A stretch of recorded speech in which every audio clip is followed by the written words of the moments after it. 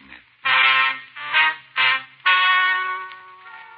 Ladies and gentlemen, the story you are about to hear is true.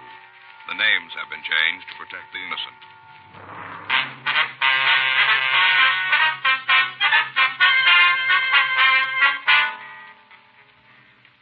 You're a detective sergeant. You're assigned the homicide detail. A man has been shot in a cheap hotel in the downtown area. There's no apparent motive for the attack. No lead to the identity of the assailant. Your job? Find him.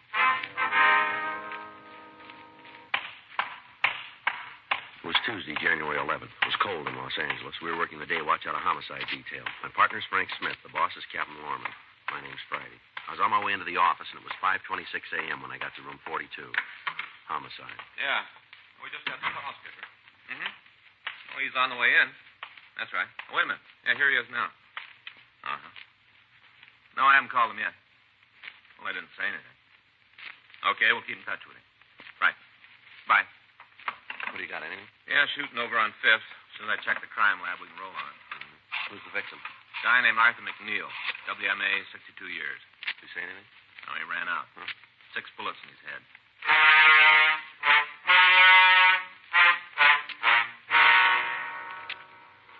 The Garnet Hotel was located on 5th Street between Turner and Banning. It was an old, run-down building. A wooden sign over the entrance advertised rooms, 75 cents per night. Weekly rates available. Frank and I climbed one flight of wooden stairs that led to the lobby. By the time we'd gotten there, 2 black and white cars had arrived, and the uniformed officers were attempting to restore some sort of order in the place. We talked with them briefly, and then we met Mr. Ted Brendel, the night clerk who'd placed the original call. I know what's going on, I tell you. No reason for me to try to hide nothing. I ain't mixed up in it. We didn't say you were. What? I say we didn't say you were involved. We just want to find out what happened here. Oh, come on in the office. Can't hear a word you're saying. Come on. Come on, talk in the office.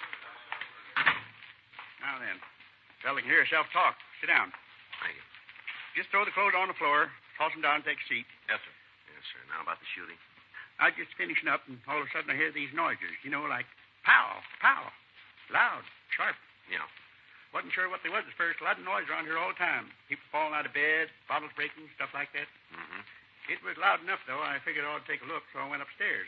Yeah. A couple other people were out in the halls trying to find out what the hullabaloo was all about. Wasn't anything to let anybody know. Yes, sir. Then I come to Mr. McNeil's room, 319 on the left. Mm-hmm. Door was open, wide. I looked in. There he was. McNeil? Yes, sir, laying right on the floor. Just kind of sprawled around like it just dropped there. Yeah. I called to him. He yelled. Light wasn't on the room. Couldn't see too good. Didn't know right off. Then I went in. Yes, sir. Dead. Mm-hmm. Called the cops. Told them it was a killing. Said for him to come right then. Did you go in the room at all? Well, just to look at Mr. McNeil. As soon as I saw what happened, I turned around, run to the phone, called the cops. What can you tell us about this, McNeil? Oh, not much to say. Quiet. Didn't cause no trouble. Didn't drink. Paid his rent on time. Mm-hmm. Do you have any relatives in town that you know of? Didn't hear him say nothing. Is there anything else you might tell us about it? No, nothing right off. All right, thank you. You going up to see the room now? That's right. Sure don't make much sense. What's that? Why anybody do it? Plain little guy. Nothing about him make him stand out, take any notice. Mm-hmm. Mind his own business. Got along with all the guests. Wasn't anybody paid any attention to him. You got it wrong. What? Somebody did.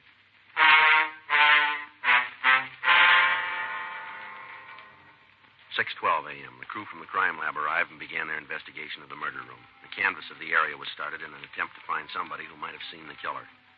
Frank and I went up to room 319. The appearance of the room indicated that there'd been a struggle before McNeil was killed. Clothing was scattered around the floor. Tables were overturned. The bedding had been ripped from the bed and then torn apart. Pictures had been removed from the wall. Books were scattered all around the place. The drawers from the small desk in the bureau had been ransacked. Papers had been thrown around. While Lieutenant Lee Jones continued his investigation, Frank and I talked with the night clerk, Ted Brendel. Do you know if McNeil carried large sums of money? Huh? Did McNeil carry much money with him, would you know? Don't know as I can answer that. He never did flash any of it around. Guess he had enough to live on, though. Told you before he always paid his rent on time. Yeah. Do you have any close friends you know of? Only met one. Who was that? Girl. You know her name? Well, ain't exactly a girl either. Guess she's around 50. A couple of times, McNeil took her out to a movie or something. They came in. He went upstairs, changed his clothes, and her and me, we talked. I guess he saw something kind of interesting in her. Myself, I couldn't, though. Kind of dumpy, you know. Seemed to like her, though. A couple other times he talked about her, said how she was so nice, seemed to understand him. How about her name? Let me think for a minute. Clara. Yeah, it seemed like that was it. Clara. You know where we can get in touch with her? Well, the way I remember, she lived in a hotel down the street near 6th. Did you know the name of the place? Eldridge, I think it was. Not real sure. If you ask down there, they ought to be able to tell you, though. Name's Clara or something. What if we could use your phone? Sure, in the lobby downstairs. I'll call. All right. Hey, you gotta have dime. It's a payphone. Yes, sir. Gee, they sure made a mess. Did McNeil get much mail while he was here? No, a couple of letters. You know who they were from? Some law company here in town. Must have been good. You know how they have the name printed up in the corner of the envelope? Yeah. Embossed. Must cost them something. You remember the name? No, can't get a picture. Did McNeil drive a car? Used to take a streetcar to work. Know that because he used to talk about the people he met. He got real sore when it rained. Told me he couldn't stand the smell of wet wool. Said there ought to be a law that nobody could wear wool clothes when it rained. Well. He was a funny little guy. Got real definite ideas about things. That so? Oh, yeah. Made up his mind and stuck to it. Like the envelope. Well, what's that? The envelope he had a couple of days ago. Wanted to put it in the hotel safe. Told him he didn't have one, just got the steel boxes. You know, one for each room in case the guests want to check something. Yeah. And we got those. And when he found out, he decided to keep the envelope himself. He tell you what was in it? No, just acted kind of mysterious, like it had something real valuable inside. When he found out there wasn't safe, he told me he'd keep it with him. But he didn't give you any idea what was in the envelope? No, just plain white, little, you know, like you mail a letter in. Yeah. How about it? You find a woman? Yes, sir. I'll see you in a minute, Joe. Yeah.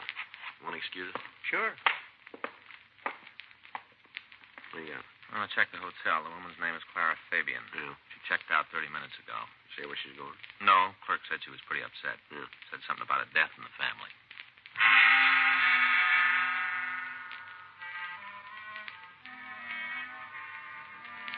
Frank and I went over to the Eldridge Hotel. We talked to the manager, and he told us that the Fabian woman had left hurriedly. We checked her room, but we found nothing to indicate where she might have gone. We called the office and had the name run through R&I. We found she had a record listing several drunk arrests and 2 convictions on bunco charges. Her picture was pulled and shown to Ted Brendel. He identified her as McNeil's friend. From her package, we obtained the name of a sister living in the Los Angeles area. 7:21 a.m., Frank and I drove out to talk to her.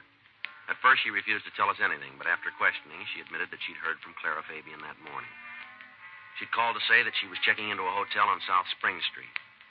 When we got to the place, the desk clerk told us we'd find her in the coffee shop. I guess that's her. Yeah, it matches the description. Yeah. Clara Fabian? Yeah. What do you want? Police officers would like to talk to you. Oh, nothing to do with no cops. It's my partner, Frank Smith. My name's Friday. I told you, I don't want to talk to you. Go away. Afraid we can't do that. Why? Some kind of law? Don't know what you're after, but I ain't going to help you. My fill of guys like you all the time giving me nothing but trouble. I'm clean. Don't owe nobody nothing. Now leave me alone. You know a man named Arthur McNeil? You're going to get out of here. All right, Miss Fabian. If you don't want to talk here, we'll go downtown. What about McNeil? You know him? Yeah, When'd you see him last? about midnight. Where? We had dinner. Couple of drinks. I drove him home. How well do you know him? He wants to get married. Do you know where he worked? At his own place. Some kind of chemicals. Can you give us the address? What are all the questions about? Something wrong? Police matter. Why don't you tell me what this is about? Questions you're asking. For all I know, I might be saying the wrong Well, thing. if you tell us the truth, you won't be saying the wrong thing. Oh, will I you? got your word on that. What's the matter? Something happened to Arthur? Yeah. What? He had an accident. Where? Down at the chemistry place? No, at his hotel. What did he do? Fall down the stairs? No. Wouldn't be surprised the way he lushed up last night. Boy, I never saw him so loaded. That's all? Yeah. Couple of drinks and he's on his way to outer space. Only takes 2 or 3. Mm-hmm. He had more than that when I met him. Some kind of a celebration. What for? Hmm? What was he celebrating?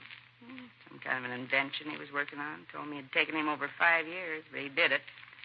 Said we'd be on the easy street. Big pictures about the money pouring in. All we could use. Yeah. And that's what caused the fight. Mm-hmm. You see, all the time we've been going together, he's been giving me that line about lots of money. How he was going to make this invention and be a millionaire all the time, talking like that. Yeah. One look at him, and you know it was all in his head, nothing to it. I told him to stop it. Told him 100 times. Didn't do any good. Finally blew up. I couldn't take no more. This was last night, huh? Yeah. We had dinner, and he showed me an envelope. Said it was the invention in it. Big deal. He was going to be rich. Went on and on about it. I tell you, I think he was a little cracked. Wanted to drive to Vegas right then, get married. 10:30, and he wanted to leave then. Is that right? I told him he was off the beat. I said it right to his face. Made him mad.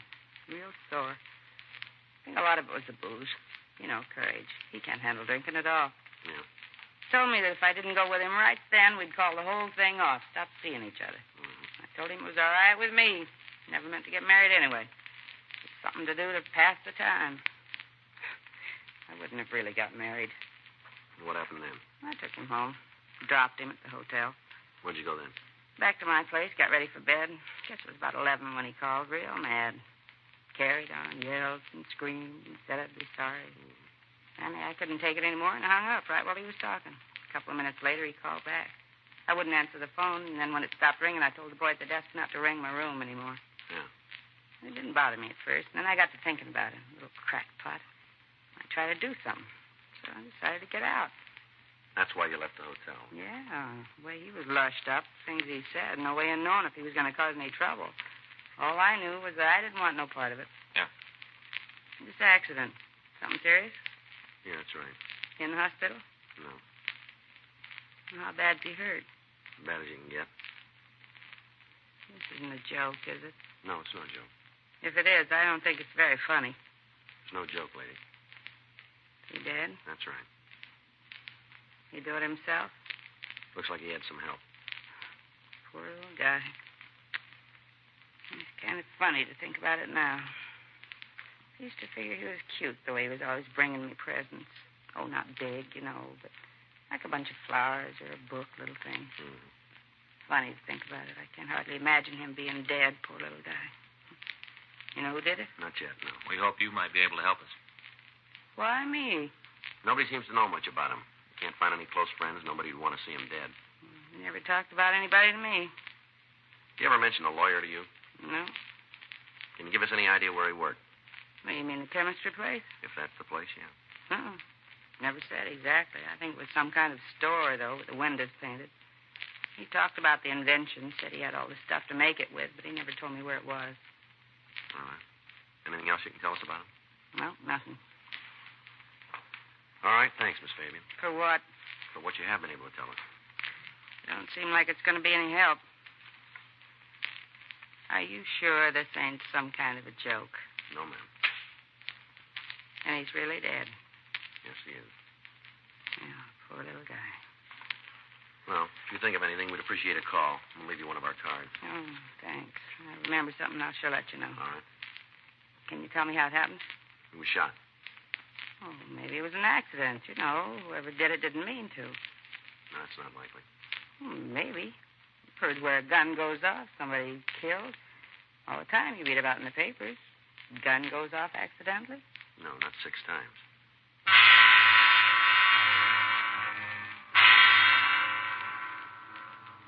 Frank and I went back to the office. We called the crime lab and talked with Lieutenant Lee Jones. He told us that they'd been unable to find anything we could use at the scene of the killing. He said that the victim had been shot with a .38 caliber revolver. In going over the room, his crew had found several items of value. In light of this, there was the possibility that the motive for the killing was not robbery, as we'd thought before. Lieutenant Jones said that the coroner had called, and he'd said that he'd found over $100 in cash on the body of the victim, also a wristwatch and an expensive ring. In one of the pockets of the coat McNeil was wearing, the crew from the crime lab had found an address book. Jones said he was sending it over to us. The canvass of the area had netted us nothing. None of the people in the immediate vicinity had seen anything out of the ordinary at the time of the killing. We contacted the stats office and asked them to make a run on the method of operation. Until we could come up with a motive for the slaying, there was little we could do to apprehend the killer. Additional men had been sent out from the office to interrogate the other people in the hotel. They reported that they'd found nothing to aid us. 10:47 a.m. Well, we're sure building zeros. We sure are. There's not much to go on. Nothing. I got it. Homicide, Friday. Yes, sir. That's right. Well, how'd you hear about it? Yeah. Yes, sir, we would. What's that? All right. As soon as we can get there. Yes, sir. Goodbye. Might have a break, maybe. Man says he's McNeil's lawyer. What's he got? First step. Huh? The reason McNeil was killed.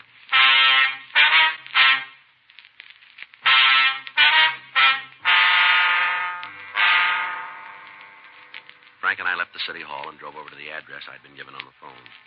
After a few minutes' wait, we were shown into George Casper's office. We identified ourselves, and he asked us to sit down. Terrible thing to have happen. Yes, sir? I heard about it on the car radio this morning while I was coming to work. You're Mr. McNeil's attorney, are you? Yes, have been for over 10 years. On the phone, you said that you knew why he was killed. That's right. I feel a little silly about it now that you're here. All seems pretty melodramatic. Like, tell us about it? It's McNeil's formula. What, sir? For the past 8 years, McNeil's been working on a new type of explosive for commercial use. I see. It's supposed to have a lot of advantages. Easy to carry, minimizes the danger of accidental firing. The way he painted it, it'd answer a lot of problems in building. Mm-hmm. He called me the day before yesterday, said it was finished. He'd completed the final laboratory experiments. Yeah. Went on about how it was going to make a fortune for him. Mm-hmm. Had he talked to anyone about it? I'm not sure, but knowing McNeil, I imagine he did. Why did he say that? Well, these experiments got to be an obsession with him, about the only thing that mattered. A couple of times when we were out someplace, he'd have a few drinks and start talking about the explosive, loud enough for anyone near him to hear it. Mm-hmm. Do you know where he worked? Yes, small place out in the valley. I can give you the address if you want it. Yes, sir, we'd appreciate that. Have you any idea who might have killed him? No, sir, we're working on it. Mm-hmm. Was there anybody he was close to? You mean socially? That or in business? No, can't think of anyone. There was a girl. He spoke several times of marrying her. Sorry, but I can't tell you any more than that. I don't know her name. All right, fine, Mr. Casper. Does he have any relatives here in town? No, he made a will several months ago. Left everything to one of the industrial schools. Not much. Lab equipment, a few books. Mm-hmm. Anything else you can tell us about?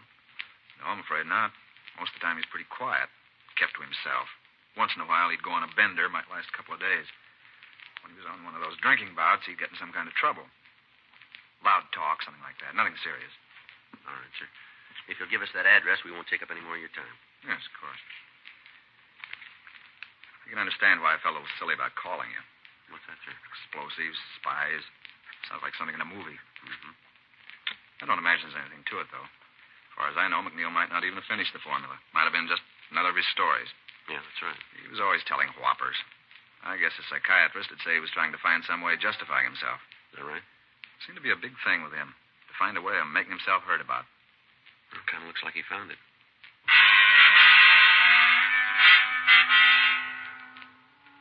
Frank and I went back to the office and met with Captain Lorman. We discussed the possibility of McNeil being killed by somebody who wanted the chemical formula. Because of the potential value of the explosive, federal authorities were notified, and they sent a team of men out to aid in the investigation. The next morning, Wednesday, January 12th, we picked up a list of similar crimes from the stats office. In checking out the victims, we got the same description of the thief from each one of them. They all described him as a white male American, 32 years, 165 pounds. In each case, the thief had followed the victims and attacked them as they entered their homes. The last robbery had taken place 3 weeks before on December 23rd. During the commission of the crime, the victim had been wounded. The bullet had been removed and held at the crime lab as evidence. 8:02 a.m. Frank and I put in a call to Lieutenant Jones. 8:26 a.m. Might be late. Yeah. I get it. Homicide Friday. Kelly. You check him? How about it? Yeah, sure is. Yeah. Now all we got to do is to make it do some good. Right. Thank you, Lee. Bye. What's he got? Well, he checked the bullet from the last robbery against the ones that killed McNeil. Yeah. Same gun. Additional local broadcasts and APBs were gotten out carrying the description of the holdup man. Victims were asked to come to the city hall and recheck the mug books in the hope that they might be able to identify him. A check of McNeil's workshop failed to disclose any evidence that he'd been working on an explosive. A week went by without any new developments. Thursday, January 20th, Frank and I got back to the squad room. Well, sure looked for a while like it was going to go. Yeah, it did. I got it. Homicide Friday. Yeah, Jim. Mm-hmm. When? Might be. Right. Right now. Right. Jim Austin, robbery. They just got back from a call out in Westwood. Yeah. Thief fits our description pretty good. Austin thinks it might be the same guy. They get him? No, something just as good. What do you mean? He dropped a hotel key.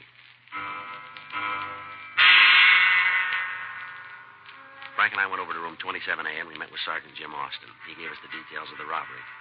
From the way the hold-up man operated and the description given by the victim, he was the man we were looking for. In getting away from the scene, he dropped a key to a downtown hotel room. We checked the address in the phone book, and then we left the city hall. It was a small place on South 4th Street. We identified ourselves as the manager and told him why we were there. Yes, it's one of our keys. Can you tell us who has the room? Yes, Ralph Otley. What's this Otley look like? Oh, he's a nice young fella, blonde. Guess he's about 30 years old. How long has he been here? You mean regular? That's right. About 5 months. A couple of times before that for a couple of months. He came back, though. Is he in now? No, I haven't seen him since this morning. Left about 7:30. Do you have a job? Well, he never told me nothing about it. What's he do for a living? Well, I guess you'd say he was kind of a promoter. What do you mean?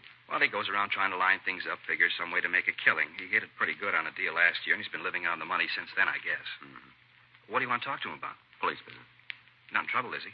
We better talk to him about that. Well, look, if he's done anything wrong, the hotel didn't know a thing about it. He paid his rent. He didn't cause any trouble here. Now, we didn't have any part in it. Well, don't worry about it. Wonder if we could see his room. You mean go through it? We'd like to take a look at it, yeah. Well, I guess it's all right. You being cops, sure, I'll give you the key. You better come with us. Well, I ain't going to tell him nothing. He comes in while you're upstairs. I won't tell him anything. No, sir, that's not the idea. We'd like you to be in the room when we check it. Oh, well, sure. Okay, let's go. Mm-hmm. You really figure that there's something wrong with this Otley, huh? Well, we're not sure. You know, come to think about it, there could be. Why do you say that? Just because the way he lives, he'd had to make a lot of money to live the way he does. Fella makes that much. He usually tells everybody how he did it. You know, show how smart he is. Mm-hmm. Well, Otley never says anything, just that he made it, not how. He wouldn't let anybody in on a good thing. Well, maybe he's got a reason. Hmm? It's not such a good thing.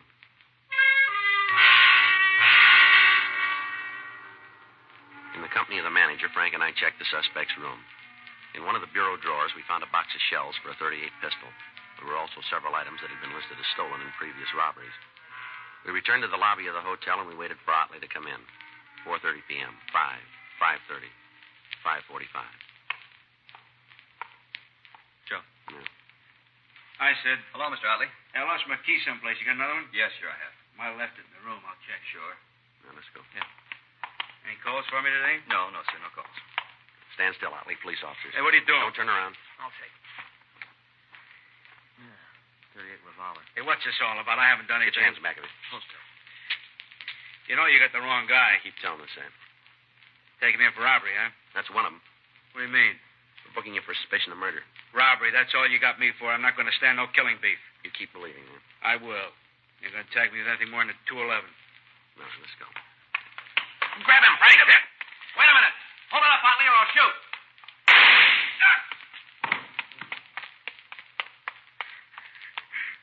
Why did you kill me, cop? Why? You're lucky. That's all you know. I'd have been better off, a lot better. You should have killed me. All right, come on. We'll take you down to George Street Hospital. I didn't mean to shoot the old man. Is that so? Yeah, he wouldn't give me the money. He kept saying he didn't have any. Yeah. I heard him talking about how he was loaded. He could have just given it to me. No trouble if he'd just given me the All money. right, settle down. You're not hurt bad. Oh, he started yelling. I had to shoot him. I had to. It wasn't any other way. You should have killed me. That's why he took off, so you'd kill me. I wish you had a... Well, don't worry about it. Huh? Maybe it'll turn out that way.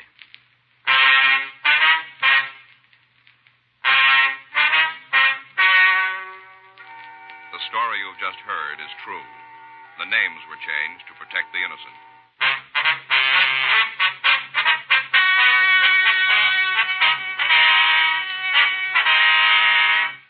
Ralph Neville Otley was tried and convicted of murder in the first degree and received sentence as prescribed by law. The jury returned a recommendation of mercy, and the suspect was sentenced to life imprisonment at the state penitentiary, San Quentin, California. You have just heard Dragnet, the authentic story of your police force in action, and starring Jack Webb, a presentation of the United States Armed Forces Radio Service.